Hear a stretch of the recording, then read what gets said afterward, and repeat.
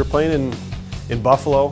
Phil Roof was the manager, who still comes down to spring training and throws great batting practice to all the guys, but he was my manager in AAA, and we were down in the cage in Buffalo, and it was almost like a dungeon. It's full cement building and everything. I remember he called me in and said, you're going up to the big leagues, just go up there and do your thing. And I had my cell phone, and I'm running around inside the stadium trying to go out. I end up going out this door, figuring there's no way I'm going to be able to get back in the ballpark. And I'm out there talking, trying to call my parents, trying to get a signal, and it's kind of a whirlwind, I guess is the best way to describe it. And so I went from hitting in the cage to trying to get back to Rochester as fast as I could to make the flight and pack up my apartment and do all that stuff. I probably slept for an hour and a half, and first flight out to Minnesota, and came in and looked up and hitting fourth and DH and playing against the Colorado Rockies, and Larry Walker's on the other side and Koski on my side. And he really, from the first day I was drafted, kind of looked out for me. I don't want it to come off as sounding arrogant, but I was always one of those guys that hit in the middle of the order, so that's just kind of where I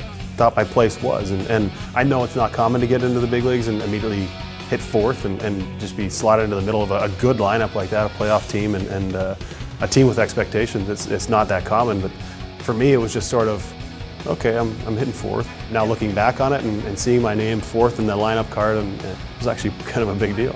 It was one of those situations where I don't think I had time to get nervous. I think I was, number one, I was so tired. Number two, there was just so much adrenaline going through that I think maybe if I was 25 or 26, and this was a thing that took 8 or 9 years to accomplish, as opposed to a few years in the minor leagues, and just kind of go up there and feel like you belong because you're so young and naive that you don't realize that being in the big leagues at 22 years old is actually hard to do, and it's a really big deal. And at the time, it just didn't seem as overwhelming as it looked, at least on the field anyways.